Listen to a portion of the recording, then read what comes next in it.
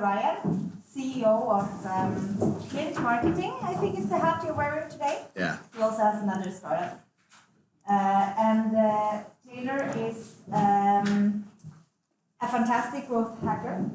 He's American. He has loose morals, to say the least. He brings his own film crew, which says it all. And yes, you ask him loads of questions, ask him uncomfortable questions. Don't be afraid to hurt his feelings. He doesn't have any. Aww. So enjoy. Cool. All right. Thank you. Yeah. So there's a lot to cover in a really short amount of time, and I'm happy to kind of go in any general direction that anybody wants to. But yeah, let me tell you guys a little bit about myself. There's a crazy glare on that, and there's no shade on that window. So yeah, that's a bummer. But if you connect with me on LinkedIn, Taylor Ryan on LinkedIn, I think there's two of us in Denmark, and the other douchebag works for Trustpilot, and he's not this handsome. But yeah, connect with me on LinkedIn. I'll give you the slides for free. So a little bit about me. I've been in Denmark for the last 4 years, and I've been scaling some of Denmark's fastest growing startups. So head of CRO and optimization and SEO over at Planday. Scaled Genie Belt from zero, construction project management tool, and basically got them in a situation where they were acquired, kind of merged.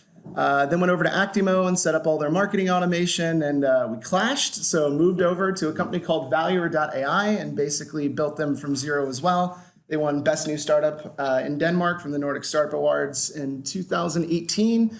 Nominated for Entrepreneur of the Year, Golden Egg Award, shitloads of awards. I can go into awards later. They're all bullshit, but it sounds good in a presentation. I'm a 6-time startup founder. Been in this whole kind of startup co-founding marketing sphere for the last 12 years. I do a ton of these presentations, and I move really fast. So it's one of those things, again, if you connect with me on LinkedIn, I'm happy to give you the slides. I work a lot, so I have a lot of projects kind of going at any given time.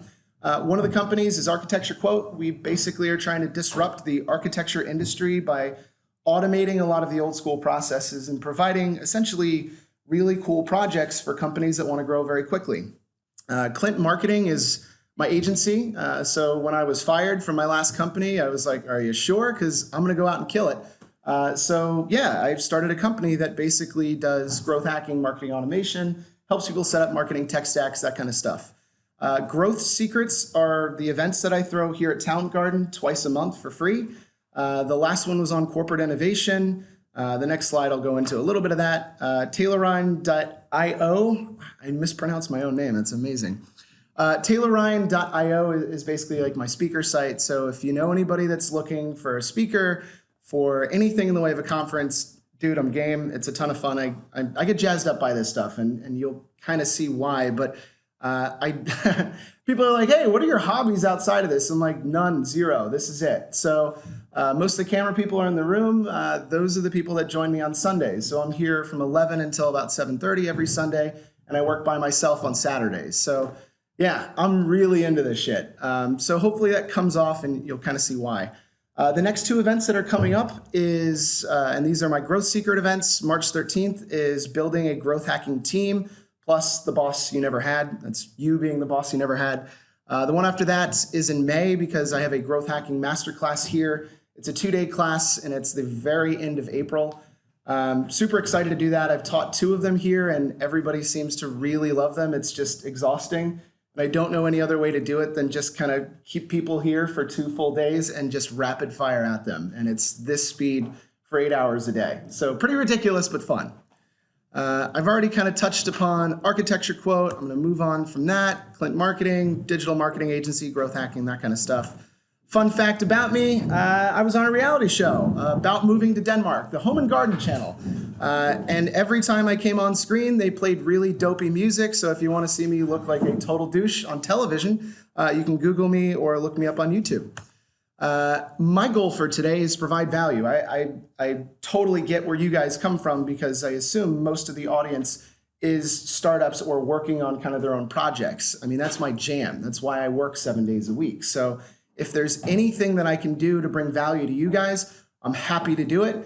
I'm happy to meet with you afterwards. Like this is where I'm at. So Any questions via email or LinkedIn, more than welcome to hit me up. I'm happy to give away as much little free time that I have, but that's the goal. I put together this presentation with, I would say, a little bit for everybody. So if it doesn't perfectly fit your model, there's shitloads of good stuff in here, I promise. The only thing is, hey, it's cool to ask questions, not a problem. I'm engaging, I can do that. Just don't be that guy. And everybody knows like what that guy means, where it's every 5 seconds, like, oh, question. It's like fucking that guy. So, like ask questions. It's cool. Just don't go too overboard. So I always want to kind of read the audience to understand what level of technicality I should be going into. So just by a show of hands, everybody here in a startup, is everybody a startup here? Okay, cool. How many of those are marketers? How many people do marketing? Okay. How many people are just founders? I say it like it's something bad, but yeah. Okay, cool. All right, very good. Cool. Then that means I'll go into stuff in a little more detail because it seems like there are some technical marketers in here, so that should be fun. So I always kind of start with this metaphor because it resonates with me, and it's kind of difficult when I do a lot of speaking over at like CBS, and people are like, how do you learn which tools to use? How do you understand this stuff?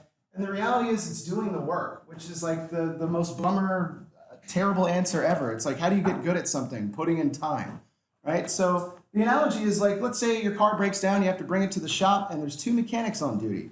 One mechanic has read every book for the last 5 years on fixing your car.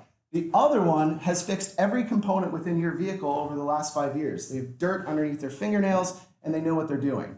The second one is the growth hacker. I want the second person to fix my car. In order to get good at anything, you have to put in the time, and that means testing out tools that don't work, right? Losing time, energy, and money on things that aren't scalable in order to have real takeaways that you can apply later. So in terms of getting even more in depth in terms of how you would actually learn how to do this stuff, I always tell people marketing is all about systems. If you understand one system really well, you can apply it to others. And this is no different whether it's fixing cars, learning how to code. The first language that you learn kind of opens the whole world up to you. And it's like, okay, if I understand HTML, I can start to take that into JavaScript. I can start to take that into Ruby, whatever the case is. With marketing, if I understand how to write really good content, I can start to play around with PR and amplification. Once I understand some of the technicalities of that, SEO is wide open to you, and so on and so on and so on. So defining growth hacking, everybody's got their own kind of way of approaching it. Mine is really simple. It's just doing the most with the least amount of money and time for the biggest results. So I never want to do a one-for-one approach. I don't do any manual processes if I can avoid it. Obviously, if I'm doing a sales call or a meeting, I have to be there. That's not something I can farm out yet. But the reality is anything that's a 1 for 50 or 1 for 5,000, holy shit, there might be an opportunity there. And that's one of the things that marketers often waste the most amount of time on. And quite frankly, it's what founders do as well. So it's optimizing time. So this slide I kind of love because I used this during my Tech Festival presentation talking about AI within marketing and how content driven by AI will break the internet. But the guy looks super stoned while he's putting cake into the oven. But I use this slide to kind of demonstrate the thought behind there are so many different tools out there, and it's unbelievable how many tools there are. So this was the marketing landscape in 2011. It's a lot of tools, it's a lot of different sectors, it's a lot of different ways in which you could use these tools.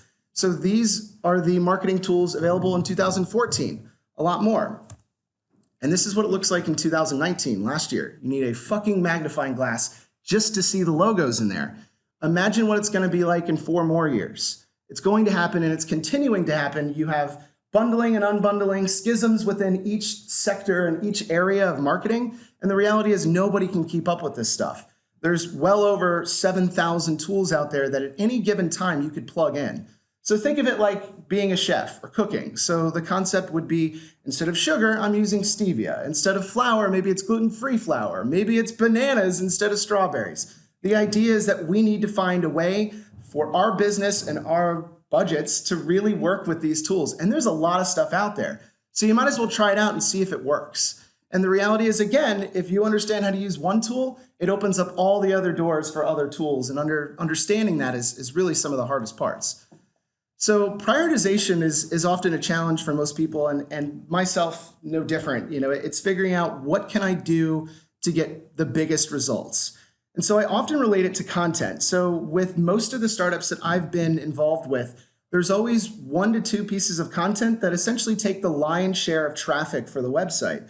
So it's this Pareto principle, the 80-20 rule. So 80% of the alcohol is drank by 20% of the population. 20% of the features are used by 80% of your customers. It always kind of balances out that way, which is kind of funny.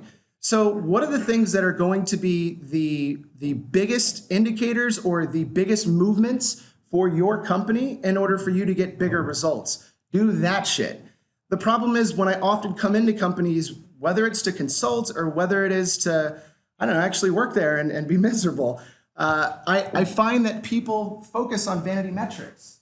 So when I was working underneath CEOs, they're like, we don't have anything on LinkedIn for the last week. And I'm like, okay, let's pull it up. How many conversions do we have coming from LinkedIn? And if I look on analytics, because everything's trackable these days, it's less than 2%. Most of it's coming from organic and search. So the reality is, if I was actually thinking in the way that I would apply math to this, I would say only 2% of my time should be focused on the stuff that I get 2% of the results. And that's really difficult for us to quantify because the reality is everybody's like, well, you're not on LinkedIn. It's like, no, I'm on there, but it's a fucking waste of time. And unless I'm paying a ton of money for leads, what's the point? So it's prioritization using math to understand why it makes sense to spend more time doing one thing versus another. I think some of the best KPIs that you can see are going to come from Google Analytics. Search Console is super helpful. Ahrefs is kind of my jam. Talk to me afterwards if you want to figure out how to get it for basically a fifth of the price, but it's in a gray area of legality. There's Moz, there's a handful of other tools. Yeah, I have flexible morals, and Anna's kind of right on that, but I'll go into that stuff later.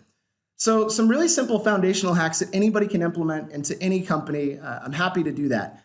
So backlink building is kind of the simplest indicator, and it's always been this way for what is actually showing something in the way of traction for your brand new company. So there's soft links or pillow links, which are the really basic stuff that doesn't actually give you any major value. So like a Facebook company profile, that's not a do follow backlink. That doesn't actually bring you a ton of traffic, but it is an indicator from the crawlers that say, these guys have a website and they have registered Facebook, LinkedIn, and so on accounts. There must be some validation there. When I first start building a company, I tend to build 2 to 6, depending on the industry and the company, 2 to 6 backlinks per week. If you do a Google search for free do follow backlinks 2020, you're going to find tons of lists that allow you to establish profiles, allow you to do guest posts, allow you to basically show Google and its crawling bots and all the other tools that basically measure what is a good website versus a bad one, whether or not what you have is legit. And it's a really important thing. So you have to show early stage growth so that you continue to capture more traffic, you continue to capture more keywords, and eventually grow your company organically. Because the reality is everything is too expensive when you're a startup. Everything. Lunch is too expensive when you're a startup. You know what I mean? Cool. So directories and listing sites are probably the best way to go. I use virtual assistants and sometimes interns that are really eager to learn.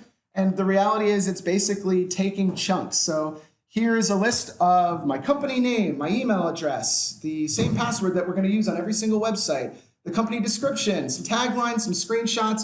Go fucking build me 1,000 profiles. And this is how I get really quick growth. Otherwise, what are we doing, right? We have to build from scratch at 0. And that's one of the hardest things to do as a marketer or a founder. So these kind of listing sites are a great way to do it. Now, this next slide is contingent on whether or not the audio works, but I'll show a couple of things to go along with it. I always strive to have this warhorse piece of content, the biggest piece of content that will drive traffic continuously for my website. So at Valuer, it was the 50 companies that failed to innovate. Within the first year, that that blog post got more traffic than all the other pages combined for the entire year, which is absurd. The reality was it was one piece of content that basically broke my company free to get more keywords, get more traffic, get more conversions. So we have to think in the way that what is our users, our customers, the people that might buy our product or service, What are they willing to engage with, and what's a kitschy way of kind of getting around it? So this is Dollar Shave Club. Dollar Shave Club put out a video. Does anybody know Dollar Shave Club-ish? A few? Okay. So Dollar Shave Club didn't have a revolutionary product at all. It was basically just a delivery service for razors, right? It wasn't anything like super sexy, and it was a subscription model. So every month you'd get a few more razors. Not too crazy. They got bought out by Gillette within 3 years for $1 billion. And the video that they put out was the kick, kind of the beginning of that, which drove so much traffic, which drove so much conversion, so much interest. They got a huge amount of infusion of capital that then basically made them scale super quick, sold for $1 billion in 3 years. Let me show a couple other versions of that just to drive the point home, because it's not always videos. And by the way, being funny and creative can be actually really hard. So this was a company when I was over at Plan Day that was a competitor. It's called When I Work. When I Work put out a really simple blog post, and they're saying to themselves, what are things that people that we sell to would also be interested in? So when it's hourly shift worker software, they basically said, okay, team building games would be the way to go. Oh, boo. Up until recently, they had actually a view counter that was in the corner there, and it showed 3.3 million visitors. That was the last time I checked it. I'll never hit 3.3 million visitors for any of the companies that I've started in the last 3 years. It's just not possible. So the reality is one piece of content scaled these guys exponentially. That allowed them to convert at least some of the people that were coming and grab a ton more keywords and build authority. Last example, just so you guys get where I'm going. This is a local player. Does anybody know Nova Resume? Well, everybody's got jobs, so I guess that makes sense. So Nova Resume only started like 2.5 years ago. A Danish company that basically helps people build resumes, cover letters, that kind of stuff. So they decided to build the resume of Elon Musk. And obviously Elon Musk doesn't need to go out looking for a job, but it's something that people found relatively interesting. It took a pop culture figure, something that people is, kind of clickbaity, something that people would find interesting. They checked it out. This propelled them onto Time, which put them into Business Insider, Lifehacker, and then a bunch of other publishers. They were capturing #1 keywords like resume template within the first 6 months because they did something that was kitschy, clever, and one piece of content scaled them. Not every piece of content that you think is going to be brilliant is going to work that way, but it is fascinating to see it. And when it works, it really works. So it's just one of those things that I love, and I think it's a really cool way of scaling early.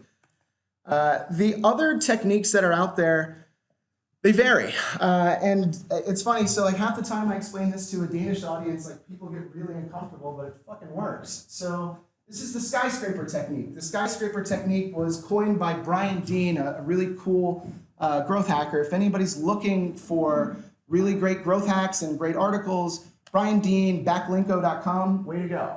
So the concept is really simple. In the old days of New York City, everybody wanted to have the tallest skyscraper in the world because it's a fucking dick measuring contest at the end of the day. But the reality was not everybody had it. So they would put a giant flagpole at the very top of their building that was maybe 10 stories too short. And for a little while, they got to claim they had the tallest skyscraper in the known universe, which is a big deal. So we are essentially doing that with our competitors. What is the best piece of content that our competitors currently own and put out and drive a ton of traffic? How can I make a bigger, better, longer version of that? And it works. So I skyscrape other people skyscrape me. So this huge article that I had with Valuer, 50 examples of corporations that failed to innovate, great article, it was driving a ton of traffic.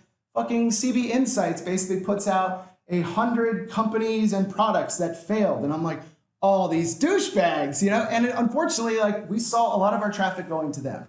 This will happen to you just the same. When you catch fire or lightning in a bottle, somebody's gonna be like, I want some of that too. How can I get that? And the reality is that's marketing. That's the internet in general. But you can find what other people are ranking for by using Ahrefs and going to top content. Additionally, these other different tools out here are great ways to basically see what's working. BuzzSumo allows you to see the most popular articles that are recent in the news based on social shares. Google Trends is meh, but at least gets you to see like what is trending and what is working on a regular basis.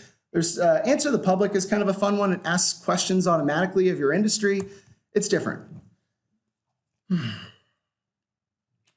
So one of the hardest parts about trying to work with journalists in general, or people that were classically schooled within marketing, is that everybody thinks, and we've talked about this, Rita, everybody thinks the average article is supposed to be 500, 700 words. Nobody's fucking reading that article. And by the way, that doesn't rank for anything in the next month. So the reality is we have to go down every path and make sure that we're giving enough information so that people want to come back to that, but also we're informing people. Why do we do a really long piece of content? Because it's better for SEO. That means we come up more often organically because our focus is long tail. Long tail basically means that we're getting 70% of all the traffic that we get through really long searches. The way that I used to search for jeans back in like 2001 was jeans, and that was it, right? Now it's jeans, acid wash, 30 by 33, Levi's, and I don't know, looks good on me. Like, people search that way, and we actually get accurate results for it. So the reality is nobody's searching the way that we used to. And so only focusing on one keyword, like, nobody's doing that. With very few exceptions, of course, if it's a tangible product or something that only has one or two ways of describing it, maybe there's a case to be made. But I will never fucking rank for a single one-word keyword that everybody else is battling for because I'm just a little startup from Denmark. So the reality is I got to win on the long-form game or not at all. Cool. I think I've kind of covered that. This is just another display of what that looks like. The graph on the right is the average. It's not like you can see it with the glare. But yeah, the graphic on the right is basically the length of content along with the amount of social shares that a long piece of content gets versus a short piece. So 3,000 to 10,000 words gets the most. In terms of ranking on position number 1 on this side, search engine results pages, this graphic is a little dated, but the reality is it's still the same, 2,000 words plus, or don't even try. One of the things that I realized I could do really well was update existing content. So if somebody put out a post a year ago that used to rank or was doing okay, and now it's not doing as well, go in and update it.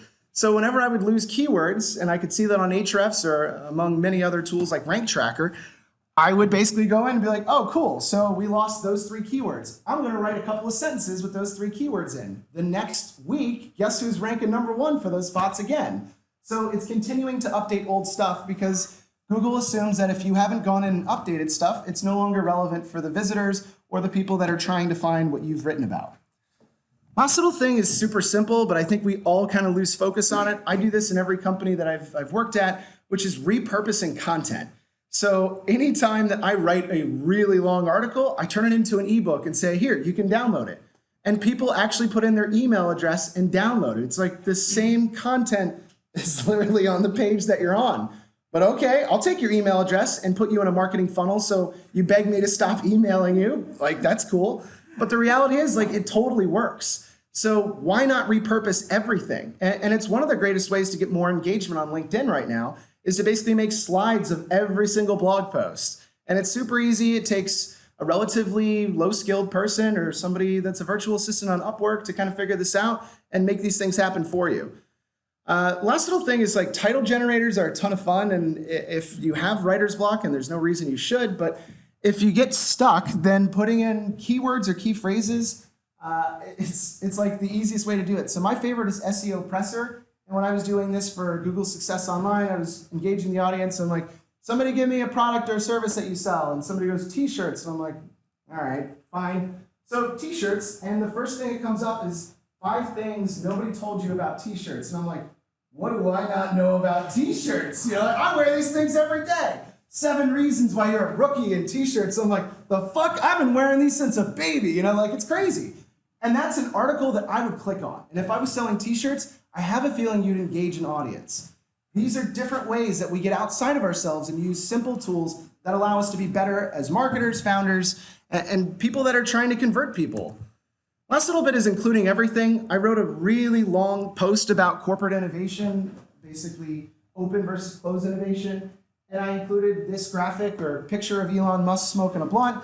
And I had to sit down with my CEO and he's like, do you really think that's appropriate? I'm like, fuck yeah, it's appropriate. They're people. People want to be engaged. They want to be delighted. You have to break up stuff with a sense of humor or at least demonstrate a point using a graphic. If it's mile-long text, I got news for you, nobody's reading it. And it doesn't make sense to put in time that nobody else is going to engage with because Our time is the only thing that we have as startup founders. It's so precious. So why waste time, energy, and money on shit that's meh? So add more images, add more embedded stuff, give people a chance to share it, all that good stuff. So let me go into outbound hacks. Any questions on content before I move on? I know I'm moving really fast, but time is, Okay, cool. So outbound hacks is one of those things that, I don't know, there's multiple considerations. So like when GDPR came out back in February of 18, people in marketing lost their minds. Like, this is the game over. It's a game ender. And it's like, no, it's not. You realistically don't have to use the B2C angle on this. This is now just a B2B play. You can email anybody's email address that you find so long as you list a reason, your address, and give them an opportunity to get out of your email list. That's about it. You're allowed to do all the same shit. So how do we make sure that we mechanize this? How do we put this on an assembly line so we get a lot of this going all at once? I'll show you. So targeting is one of the most important things. We have to define who the person is that will actually buy. When I was at Valuer, and granted it's really expensive products, $10,000 per month, and there's obviously a certain person at the top that has to sign off on the invoice. The reality was the person that fed this solution up to the very top, that wasn't the CEO. That was a middle level manager or even below that to say, hey, this is really cool. I'm a startup analyst. I'm not actually your target market. The CEO or the CIO or the CTO has to buy, but eventually it gets there because they feed it in. So if we think about who is actually buying our product versus who is interested in using our product, it might be very different things. So targeting and then testing different cohorts or groups is a totally different way of doing it. And if you start building out these groups, you can use a number of different channels to really target the ideal customer profile, ICPs, basically who you want to market to. The next is enrichment. So these are a ton of enriching tools. I'm bummer about the shades, but sorry guys. So my favorite as of recently is Snovio. I use these for amplification. This is old school. Find That Lead had a lifetime deal, that's why I use them, but most of their shit is like outdated. And the reality is like data is only as good as how often people optimize it and update it. So it is what it is. I heard like a really interesting thing the other day. So somebody was like, everybody's saying that like data is like the new oil. But the problem is that oil is just shit that you pull out of the ground, and until you basically refine it, it doesn't do anything for you. It's just junk from the ground. Data is the same way. So it's awesome that we pulled a bunch of emails and first and last names potentially from different lists, but in order to make sure that we've enriched them to have the right email address, that's a whole different ballgame. So then if I'm gonna blast people anywhere from 50 to 100 per campaign per day, then the reality is I need to use something to clean these emails. So I got really excited about Never Bounce for a while. Their prices keep going up. Clear Out is kind of my new favorite. Bounceless.io is all right too. But these are basically really nice tools that allow you to make sure that you're not spamming or hitting bounces. So eventually your domain ends up getting flagged and basically everything that you send out from any email in your company goes to the spam folder. That's why I buy. You good? Questions? Yeah, I have a question. Yeah. I'm just curious. This makes a lot of sense, especially from a marketing perspective. Is there any way of applying this other than the marketing department? Well, I mean, this would be for outreach for people that don't know about you. So yeah, sales would absolutely be the next like natural step to that. But in the future, I imagine that most departments will be integrated across the board. There's no reason that there shouldn't be somebody who's technical in the fucking HR department. Like that's crazy to me, and sales should have people that understand how to enrich data and how to optimize campaigns. So we have to be well-rounded people. So yeah, of course, there's a million different instances where this would work, but I don't know, for the benefits of this, I'm just kind of showing what marketers would do. So in terms of blasting people, there's a number of tools. Fuck these clowns. They didn't give me my money back, so I'm not okay with Lemlist anymore. But Snovio is still my favorite. I really like those guys, and I think they do a great job. There's Woodpecker, and a lot of people are used to using him. Every 3 months, there's a new tool that just kind of rocket ships off. These tools allow you to set sequences, and based on reactions, you can then send different emails. So I know if somebody opens but doesn't click, they're going to get a different email versus somebody that opens, clicks, but doesn't actually convert. Hey, I thought we liked each other. What's going on? I know that you went in and read my guide. What's the story? That is a huge advantage in terms of personalization of follow-ups. You're not just a number on a spreadsheet. You're my friend and I know what you do and all that good stuff. And it works. It works really well. So these are different tools that allow you to basically send sequences because most people don't respond on the first email. Actually get more engagement on the second, which is crazy. In terms of integrating with something that shows you where you're at, I definitely recommend Pipedrive for now. There's always kind of a new player in the game. Close.io is kind of a second best to that. We're startups, so we can't really afford like Salesforce. Like that ain't gonna happen. It's $80 per license. So like, who's got that money? If you do, like, tell me how you got that money, and we should totally talk. In terms of like how many people do software as a sale? So like SaaS stuff here. A few. Okay, cool.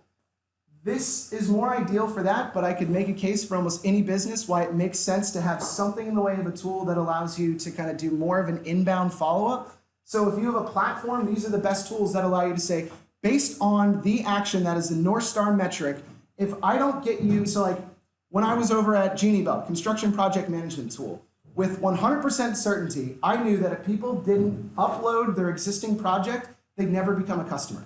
So it was super imperative that I knew I had to make sure everybody uploaded that project. Otherwise, they would vanish and I'd never get their money. So what happens with everybody inside of your own platforms or your own kind of sales funnel that is an indicator of if they do this, it means that they're 10%, 50%, 100% more likely to buy.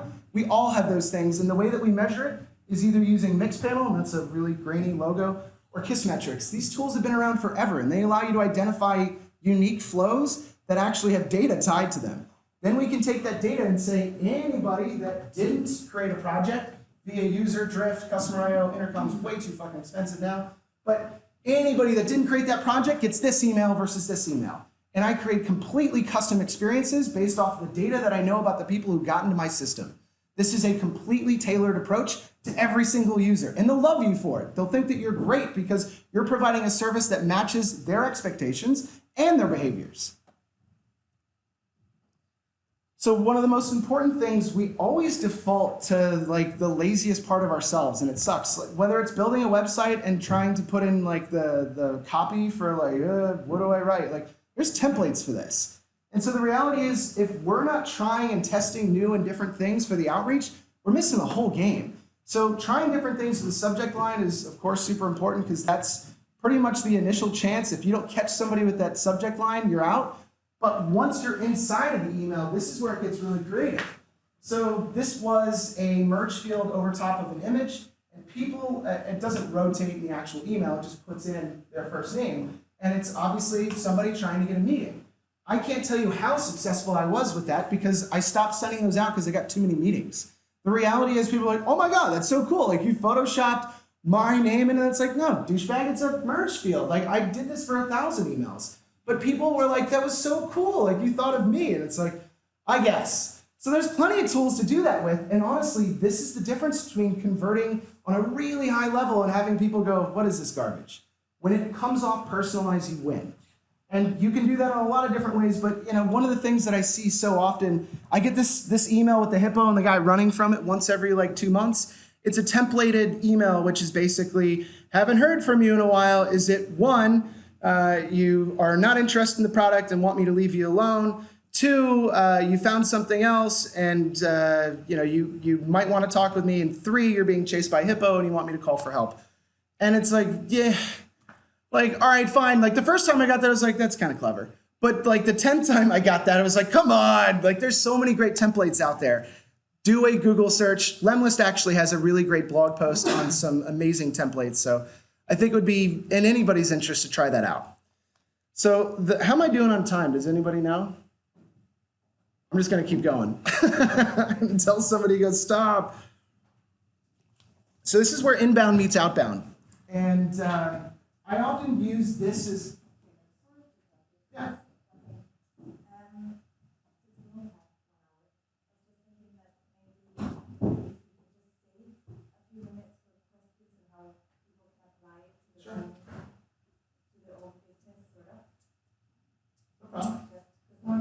1 hour and then we do questions, but now we have to squeeze it in a little bit. All good. Just yeah, run in when I'm hitting like the time, and I'll make sure to. Yeah. I'm thinking like in 5 minutes we do questions. Oh, okay, that was fast. Sorry, guys. I think we got started late. Is it supposed to be until 10:30, right? Okay, maybe that's too much. Like in 10 minutes? And then Okay. we do questions. Is that okay? I'll go even faster. No. So this is kind of the problem that all of us face as startups. This is a picture of, obviously, somebody has very rich parents. It's a little girl racing against other little girls that probably are 7 or 8 years old. Their fucking parents bought them a racing helmet, a bike that probably costs more than my rent, and obviously the attire to go with it. This is what we have to compete against as startups. Now, obviously, I had a boys' bike, but still. So these are some of the tools that basically allow us to have the entire ecosystem from very start, visitors with absolutely no information, all the way to the end to retargeting and referral campaigns, all housed into one. The reality is, Eloq was 30 fucking grand a year. HubSpot, 20 grand, but they'll get you started for 6 months for 50 bucks. And then once you're in, you can never leave. You're handcuffed to it. So I don't have the budget for that. So that means I have to use different tools that allow me to get real creative with the same things because I can't afford this. There's no way to afford it. Even if I was selling like crazy, I still couldn't afford that within the first 2 years of business. So I wanted to show one of my favorite hacks that come from either using Leadfeeder, Albatross, or Lead Forensics. So whenever we visit a site, unless we're using a VPN, we are essentially identified by our IP address. Our IP address is very easy to track, and we're basically able to say with certainty that a business exists based off of an IP address. There's a number of even cheaper tools that allow you to basically get an open API for that. It's neither here nor there, but here's what we can do. I can find out the company name of the visitor that came to my website. I can identify what pages they were on. So if I know that somebody from Danske Bank was hanging out on my pricing page and they were there for 5 minutes, like, I need to get on the phone fast and figure out who the fuck from Danske Bank was on my pricing page because I'm selling something to them. That's the difference between being able to sell amazing products really fast using data and guessing. And I hate guessing. So another level of that is what I love that Albatross did.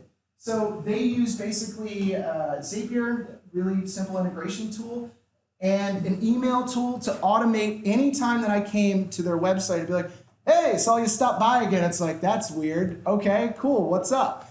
Then I started getting emails and phone calls, which was even more weird. So hold on, let me skip past this. So what they had done was integrated with a tool similar to Just Call. They had used virtual assistants or SDRs, sales development representatives, to basically say, cool, we know that a visitor from this company has come to our website and has checked out the pricing page, feed the data to a call center that we basically pay the people $4 an hour and hard sell the shit out of them. And so anytime that I stopped by Albatross, I would get a phone call within 30 seconds. And the pitch was, hey, I saw you're on our website. It's this really weird thing. We have internal tracking software and your name came up. It's normally just for clients. We should talk about that. Were you interested in what we were selling? It's like, oh, you guys are real fucking sneaky. And I kind of like that. I was impressed. So the reality is that is something we can do. Depends on how flexible your morals are. If you don't feel bad about reaching out to people, then hey. And the reality is sometimes a salesman comes a knocking, sometimes you open the door, you know? And that's an opportunity that not everybody gets. Last little bit, I'll show a hack that I showed in I showed in Malmö, and like it was one of those things where like the lady in the front row was like, "You can't do that." I'm like, "Yeah, you can. It's great." So I don't know. Like I thought like some of the people there were like a little more savvy, but it is what it is. So this is the Facebook article swap growth hack. So essentially, we're able to find the most engaged content on any Facebook group, and we're able to swap it out with something that's related that is our own. And I'm going to show you how to do that. So first things first, we want to find either highly engaged, really interesting posts, or we at least want to discover the groups where they exist.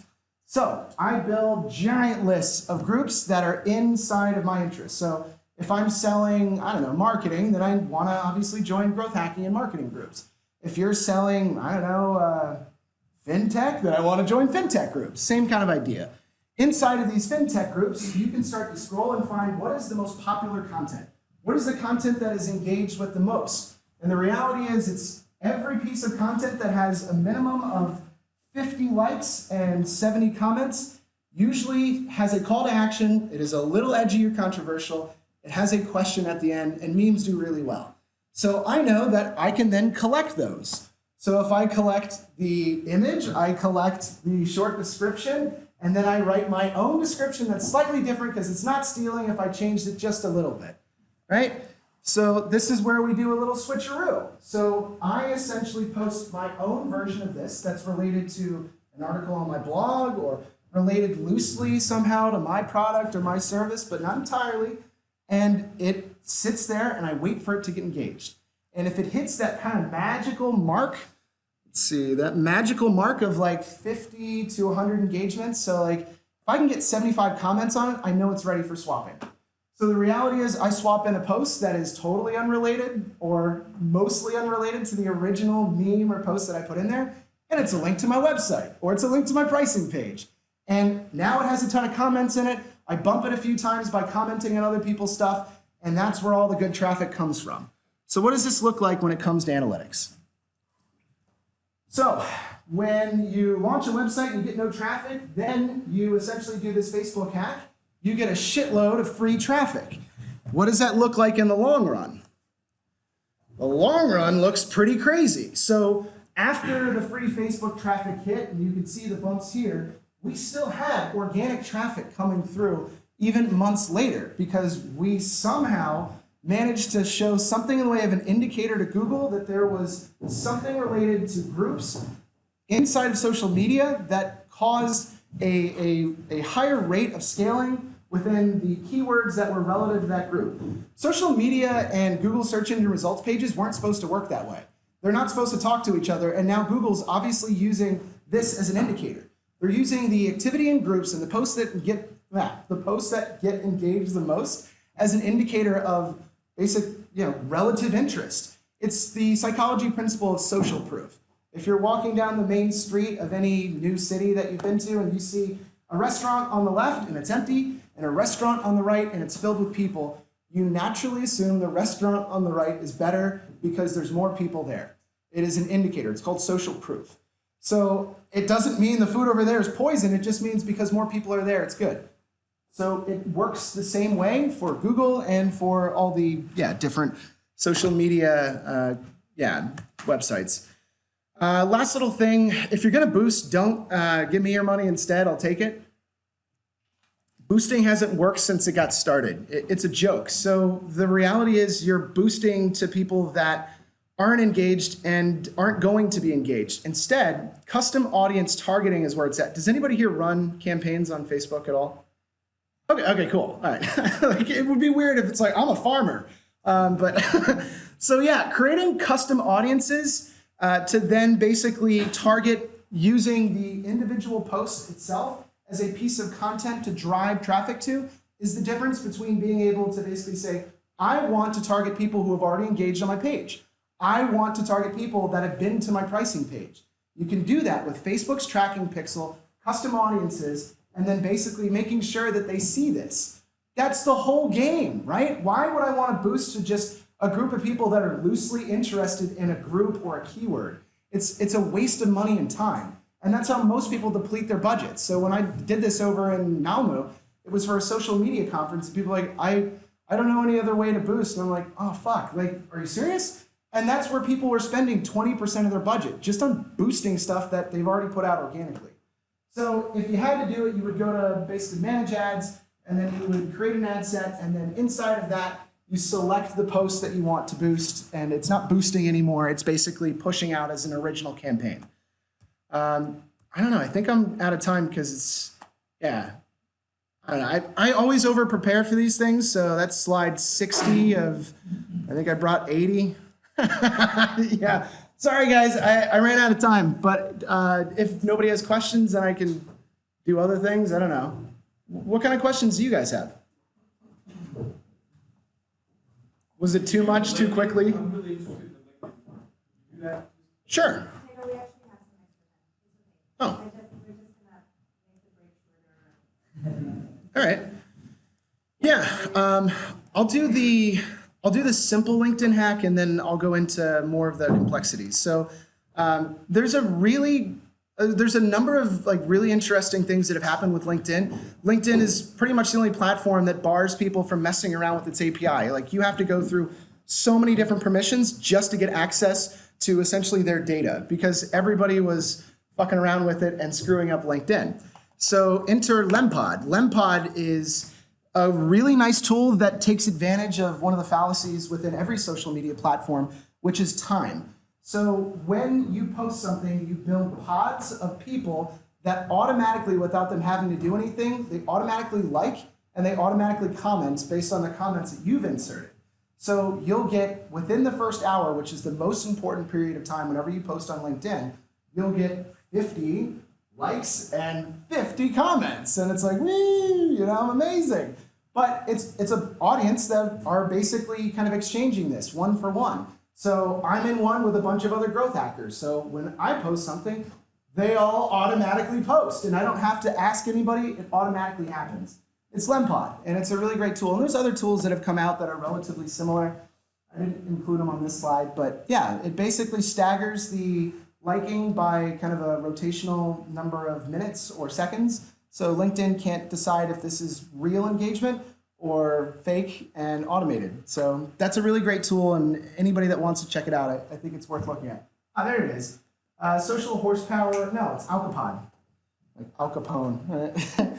But yeah, it's a really cool tool, and yeah, I would say if you're just trying to get your early engagement, it's a great tool.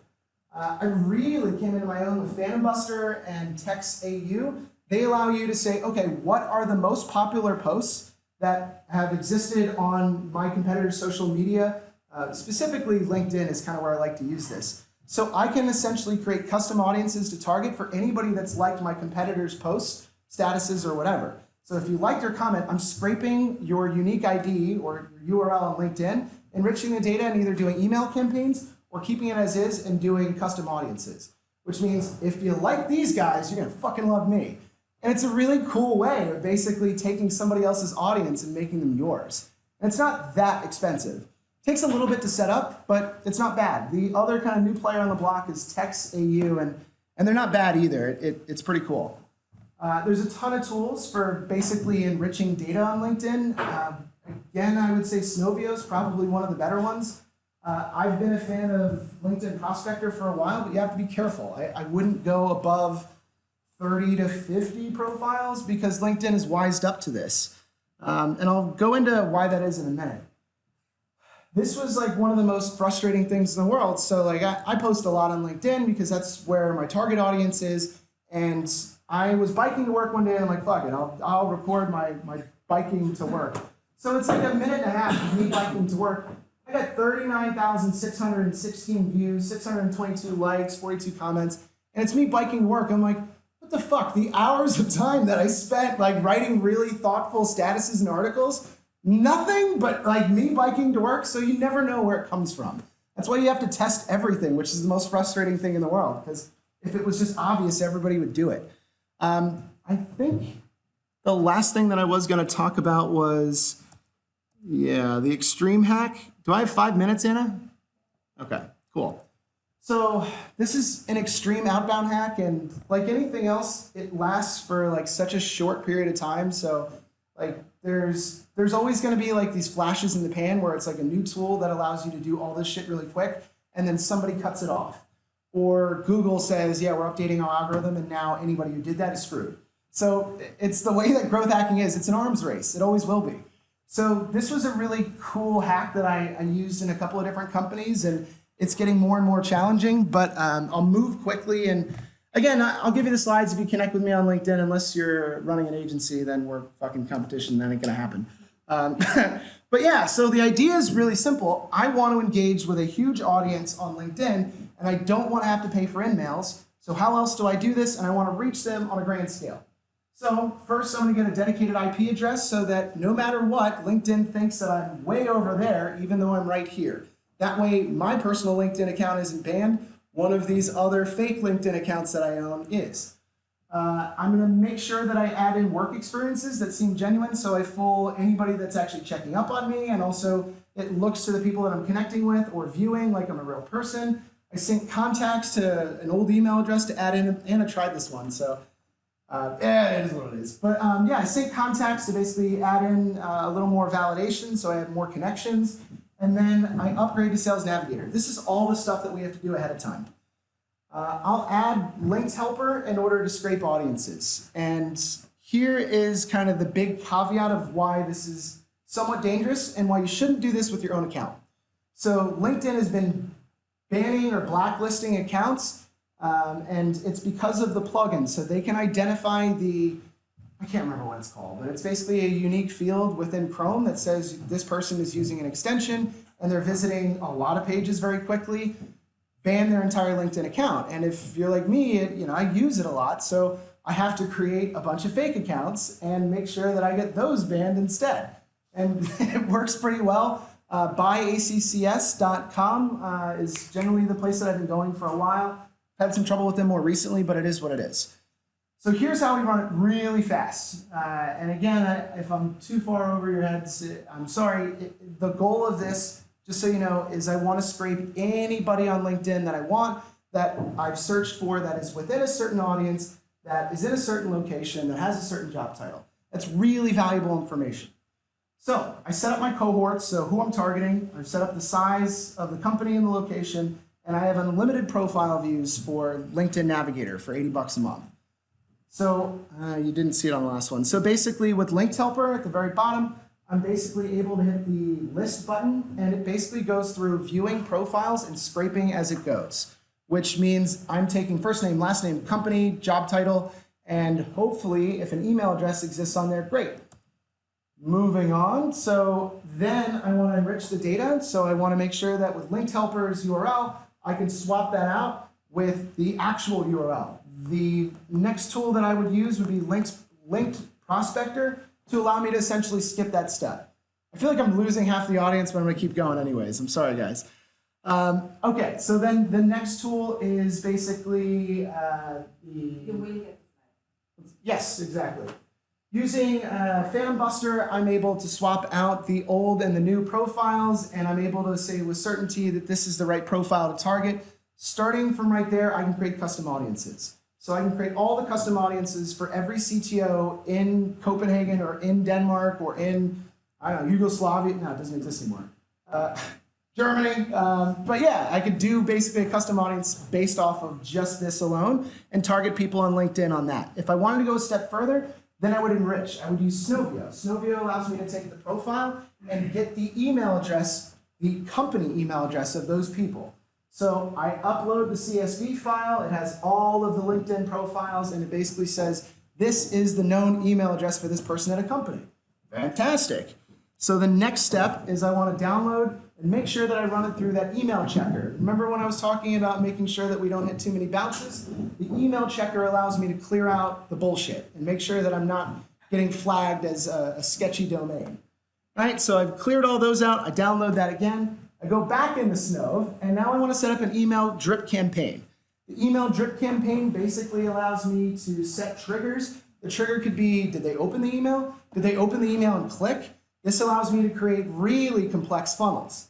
So then I write the emails and add in a little bit of the customization that we talked about. So this is a really simplistic version of what that looks like. And the further you get, you could add in as many as 6 emails if you really wanted to spam the hell out of people. But this is essentially how I would take all of the potential people in my industry based off of their LinkedIn profiles, enrich the data, put them into an email sequence and say, fucking buy my product, like I'm amazing. The reality is you can't do that on LinkedIn. And so using a tool like this, you can. And it takes a little bit of time. It's like the first time that you went to go to bake a cake. It's really difficult at first. It's like flour, but I don't know what's, and then eventually you do this 2 or 3 times and it's like clockwork. Or you find an intern that wants to learn digital marketing and you go, here's a playbook. Go do this. Generate revenue for me. Yes, and I can do this for an hour, but yeah. Questions, because I would like for you guys to ask me those things and see what would be applicable for you. So I'm actually gonna cut in a little bit on the break, so we do a 5 instead of a 15, so that you can ask questions and like how can I work with this or that. So shoot. any suggestions for if we really want to get better at content, like creating really good content?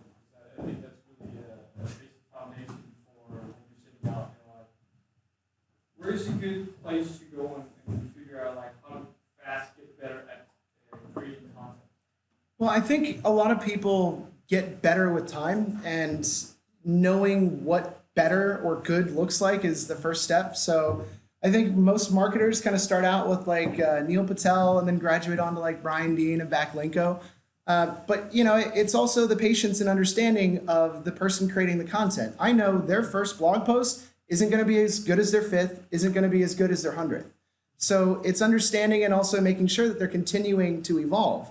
So the way that I'm not as stringent when people are first starting out, and it's like, look, this isn't skimmable, and we have nothing in the way of internal and external linking. I'm not going to like get really hard and focused on these people for that on their first 3 articles, but by their 20th article, that should be common sense. So it's slowly letting them kind of graduate. A good content piece that converts. How do I do it? Yeah, like what are the ingredients of it? Yeah, so really simply, you would have a skyscraped article. So knowing if this worked over here, so what industry are you in? Sports marketing. Okay, so I would say something to the effect of, I don't know, the 20 most innovative sports stadiums in the world.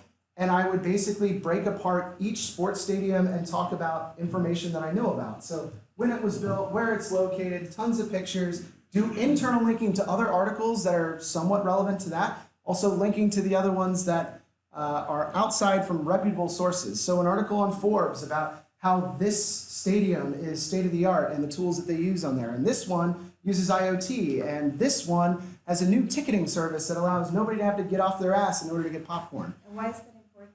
Because when people Google IoT and sports, they get to your article. Is that the point? Yeah, so like I've leaned way more into making listicles, so lists that turn into articles. And my goal is to get into the answer snippets. So answer snippets, whenever we look up anything, it's at the very top. You guys have seen that, right? So the reality is it's more than half now. More than half of every search ends in a 0 click, meaning the answer snippet solves their question and they don't go to our websites. But I'll be damned if I'm not going to rank for that one thing in case somebody actually does go in.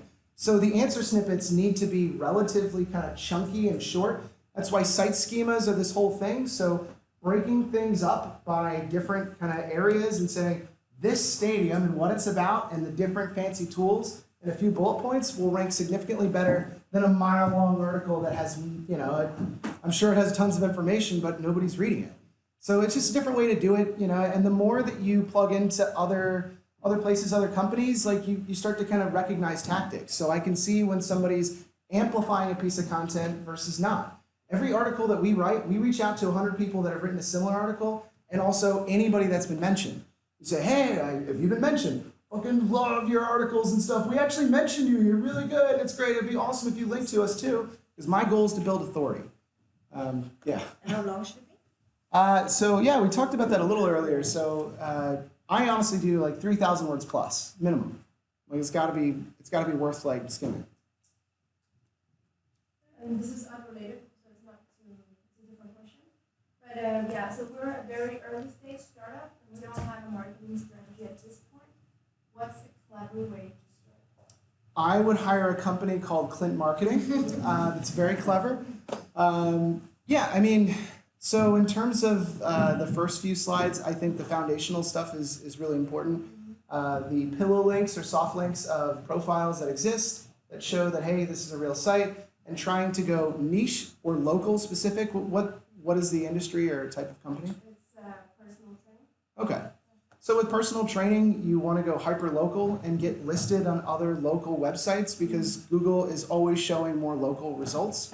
So I would go with local and high authority. So anytime that you can get written about or suggest something for like a health publisher, it's always huge. So I would go to HARO, help a reporter out. And you can subscribe, you get 3 emails a day, and anytime you go in there, fitness, personal health, and they're looking for experts to tell somebody that's writing a story about something in fitness or health. and you write a sentence or two, and then you get published and you get a backlink. I think influencers are a fucking joke. I think that whole thing is on its way out. No, I do, because the reality is if people were actually tracking the metrics of the purchases that come from influencers, they'd realize that not only a lot of these people have bought traffic, B-O-T, but also B-O-U-G-H-T. The reality is that a lot of bots follow a lot of people, not because they purchased it, just because they have to show, like, it looks like this is a real person. So follow, follow, follow, follow. That way it's lost in the sea of noise. So most of the people that have 100,000 followers, you're looking at like 30% junk, like no engagement. I look for engagement rates, but the reality is most people aren't really getting the type of traffic that exists. And people are so asinine as, is there anybody that's an influencer in here? I know I'm shitting on them, but no, but it's really frustrating because, like, you know, I ran a really bad startup, really bad company, gluten-free VIP. It was it was allowing you to find gluten-free products and order it through us. So I would reach out to mommy bloggers and also people that were kind of in the fitness sector. And the most frustrating thing is, like, yeah, I would be able to promote that for like $5,000. It's like, how about for gluten-free chips? We'll send them out to you. Like, done. And it's like, whoa, hold on. Like, we went way down the chasm there. Like, really? So people are out of their minds. Nobody knows how to price it out. Yeah, there's a great little tool here in Denmark called Achoo, A-C-H-O-O. They're not bad, and they get free access for a little bit of searchability. So if you're in that sector, I would consider it, but I wouldn't pay those people very much.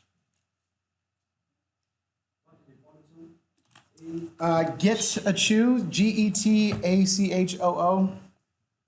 Yeah, I don't know. I was supposed to have that guy as a client, and then I tried to poach one of my employees. So I'm not like buddy with him, but yeah, I mean, I recognize when a tool works. So, you know, like, it does work. Any other questions? Yes. A lot of channel things move really quickly, but a lot of it will be like hard to understand most people. And Sure. Where it's been started, there's a million ideas in there, and now that's what I have a chance to do all of this. So how to choose what to do, I know it's impossible to do the answer, but still how to get better at some things, as some kind of courses, something that's supposed to hire you, is awesome. Yeah. Well, I'm half the price of Growth Tribe these days, so fuck those guys for trying to leech money out of founders. Like, I'm sorry, but that's ridiculous. The people that don't have money that need to learn the most are being charged 12,000 kroner. You can tell those guys I said that. I'm totally fine with that. I charge 7,500, so like way cheaper. So yeah, if you want to do that, that's cool. The reality is you get better by doing this stuff, and that's not anybody's favorite answer. That's why I work 12 to 14-hour days, but it's also because I dig this. Like, I don't know if you guys can tell, but like, this is my bird watching. This is my working on old cars on the weekends. Like, this is my jam. I really like figuring out something, and I'm in it to learn, not necessarily for a huge like cash reward at the end. I just like figuring out cool shit and then figuring out if there's another way to plug in.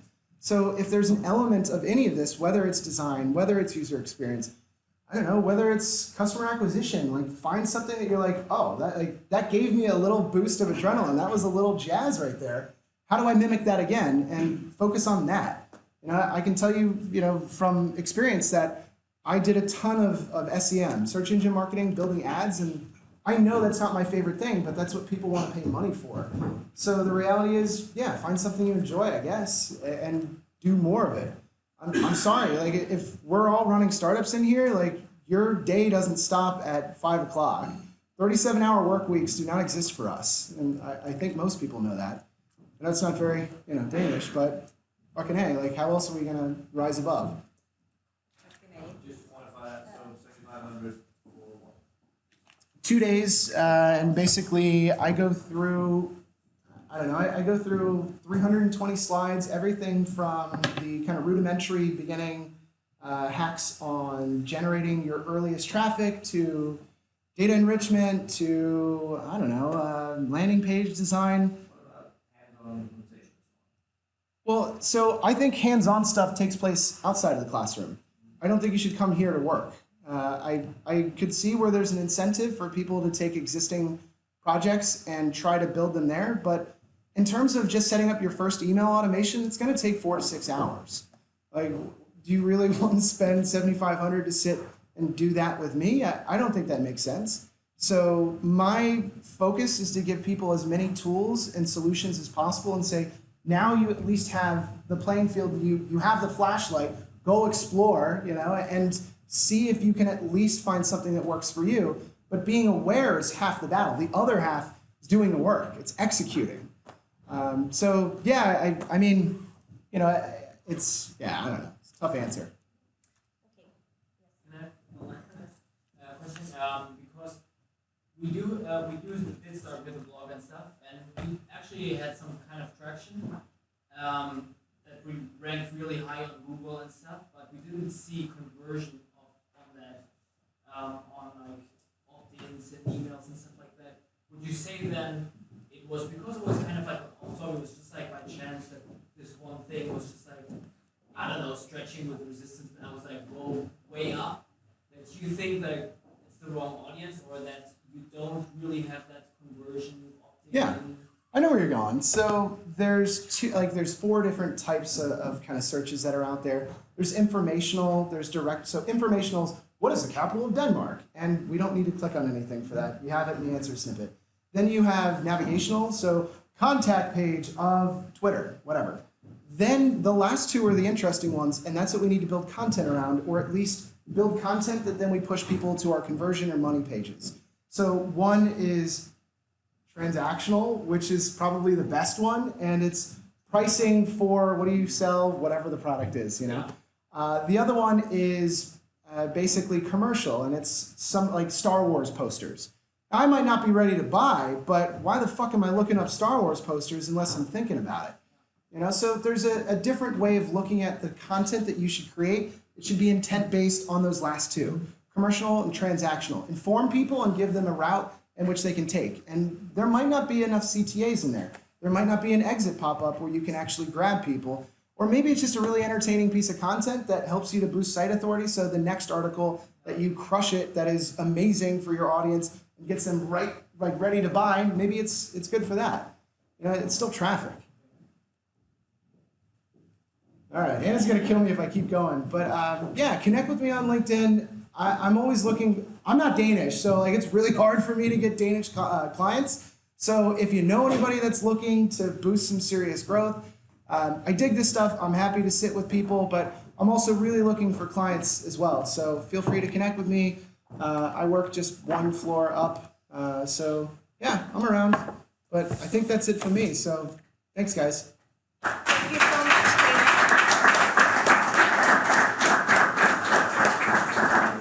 Guys, should we maybe open a window a little bit?